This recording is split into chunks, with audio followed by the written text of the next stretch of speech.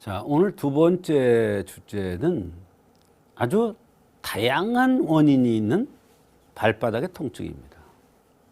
이 발바닥의 통증도 앞부분이 아프냐, 가운데 부분이 아프냐, 뒤꿈치가 아프냐에 따라서 전혀 원인과 치료법이 다릅니다. 아니, 발바닥이 아프면 아픈 거지. 뭘 앞부분이 아프냐, 중간 부분이 아프냐, 뒷부분이 아프냐에 따라 다르냐, 다릅니다. 한의학에서는 앞부분이 아픈데 뒤꿈치 아픈 거에 대한 치료를 하면 전혀 안 나요. 왜 그러냐면 한의학적인 치료는 원인 치료가 되기 때문에 그렇습니다. 발바닥의 앞부분이 아픈 것은 바로 상초하고 연관되는 심폐, 가운데 부분은 비위, 중초, 발꿈치는 하초. 대개 나눌 때 이렇게 나누는 경우도 있어요. 하나 예를 들은 거예요.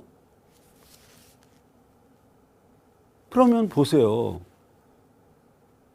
발바닥의 앞부분이 아픈데 발바닥의 뒷부분에 발뒤꿈치의 통증에 대한 치료를 하면 되겠어요? 안 돼요. 그래서 제가 그랬어요. 아주 다양한 원인이 있는 발바닥의 통증. 이거를 제목으로 정한 겁니다. 아주 다양한 원인이 있는 발바닥의 통증. 발바닥에 골프공이 있는 듯 아프대. 골프공이 들어있는 듯. 얼마나 불편하겠어요. 스펀지 밟는 듯 기분 나쁘게 아파. 모래가 있는 듯 간지러워, 아프고. 칼로 도려내는 듯 아프다. 자갈이 들어있는 듯 아프다. 발바닥이 이상하게 감각이 단단하다.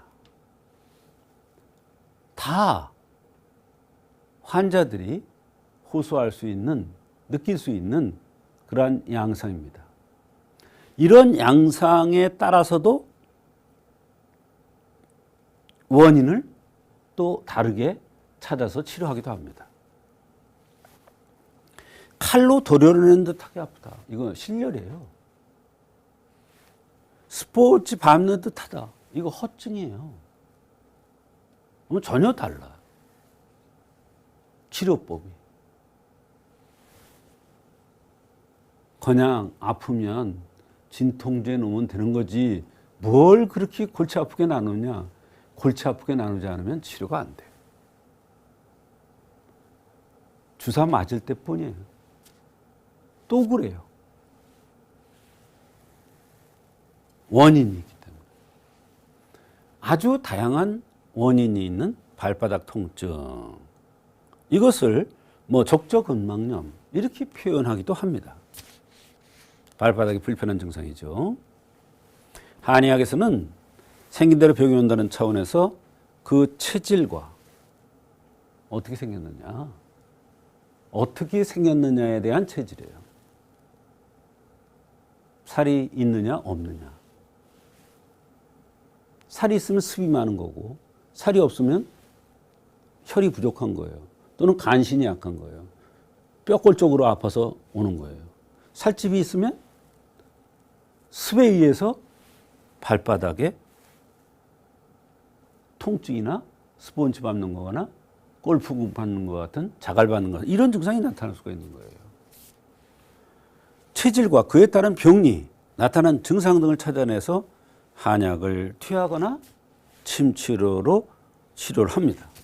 주로 한약 치료가 주류를 이룹니다. 보조적으로 침치료를 하기도 하지요. 발바닥의 통증에 보면은 종자골의 염증 때문에 또는 중족골의 염증 때문에, 지간신경종 때문에 족자근막염 등 다양한 병명들이 있어요. 환자들은 많으나 치료법은 마땅치가 않은 게 특징입니다. 한의학에서 치료할 때는 이거 별로 중요하지 않아요. 그러나 이런 걸 알아야 되기 때문에 얘기를 한 거예요. 환자들이 이렇게 와서 얘기하는 경우가 있거든요. 그러나 우리는 그거를 듣지만 사실은 원인은 다른 데서 찾아요. 생긴 모습에서. 사람 보세요. 아무리 먹어도 살 안 찌는 사람 있죠. 근데 조금만 물만 마셔도 살이 찌는 사람 있어요? 같겠어요?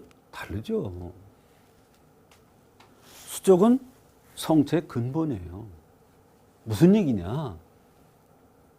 굉장히 중요하다 이런 얘기예요. 그리고 인체 내부에 있는 여러 가지 장기들과 또는 정신적인 문제와 다 연관돼서 수족의 병이 온다 이런 얘기예요.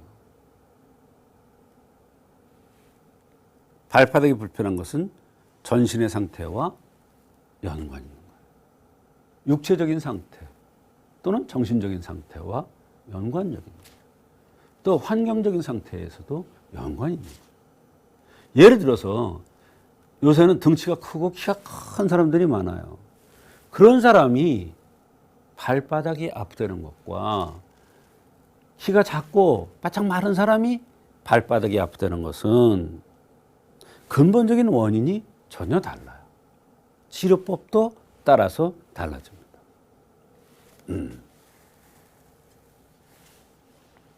발바닥 통증의 한의학적 관점과 원인은 신장을 제거 수술한 뒤에 발바닥에 통증을 느끼는 사람이 있습니다. 뭐 하나 제거해도 괜찮다고 그러는 사람이 그런 학자가 있는 반면에 신장을 제거한 사람 보면 대개 여름이 되면 몸이 극히 안 좋아집니다. 여름 또는 겨울. 그럴 때 발바닥의 통증이 나타날 수도 있습니다.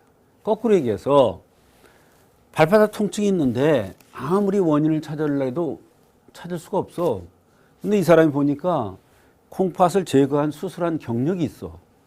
그러면 그 수술한 경력을 보고 그것에 의한 원인을 찾아서 발바닥의 통증을 치료해 준다 이런 얘기예요.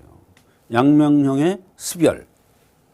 습열이라는 게 뭐냐면 양명형은 음식을 잘 먹어요. 뭐든지 맛있어요. 조금만 먹으면 살이 쪄요. 그러면서 푸석푸석 부어요. 붓다가 보면 이게 쌓이면 열이 돼요. 그러면 습열이 돼가지고 얼굴이 붉으면서 부탁하면서 자꾸 부어요. 그러면 그게 발바닥의 통증을 유발합니다. 출산 후, 유산 후의 허로증. 출산 후, 유산 후에 제대로 된 치료를 하지 않았을 때 선천적으로 비장이 허해서 또는 식후도포 이것도 비허인데 이것도 비허예요. 근데 이거는 후천적인 거고 이거는 선천적입니다. 먹는 생활 습관이 잘못돼서 오는 경우가 많아요. 이런 다양한 원인에 의해서 발바닥 통증이 나타나고 이런 관점에서 그 원인을 찾아서 치료하면 발바닥 통증이 한의학적으로 잘 치료될 수가 있는 거예요. 또 생리 전에 몸살 같은 이러한 증상이 나타나는 사람. 이걸 치료해주면 또 발바닥 통증이 치료된다는 거예요. 생리 전 몸살이라는 게 뭐냐면 생리 한 일주일 전부터 막 안 좋아요. 몸살 난 것처럼. 여기저기 쑤시고 특히 다리가 쑤시고 허리 다리가 쑤신다고 그러죠. 또 한설이라고 그래서 몸이 차서 오는 설사에 의해서 또는 혈림이라고 해서 소변을 보는데 소변 방광염 같이 좋지 않으면서 자멸 현상 또는 소변에 붉은 피가 나오는 이런 현상. 또 초경이 자꾸 늦어지는, 초경 14살에 보통 하잖아요. 근데 막 17살 됐는데 19살 됐는데도 안 하는 경우가 있어요. 음이 부족해서 소변이 이상이 왔을 때 발바닥 통증의 원인이 있을 수가 있어요. 발바닥 통증에 응용할 수 있는 처방으로는 우기음이나 좌기음, 이거는 콩팥을 제거했을 때 당기점통탕, 양명용의 습열에 의해서 가미소요산, 소요산, 이거는 산화호로에 의해서, 보비탕은 선천적으로 비장이 허해서, 또는 향사육군자탕은 후천적으로 비장이 허했을 때 발바닥 통증을 치료하는 좋은 방법이에요. 그 다음에 지백사물탕, 가미오적사는 생리전 몸살, 가미이중탕, 가미사물탕, 사물탕 가미방, 봉출사물탕, 이거는 생리가 14살에 시작돼야 되는데 17살, 18살이 돼도 생리를 안 하는 경우에 발바닥 통증을 치료하는 약이 되겠습니다.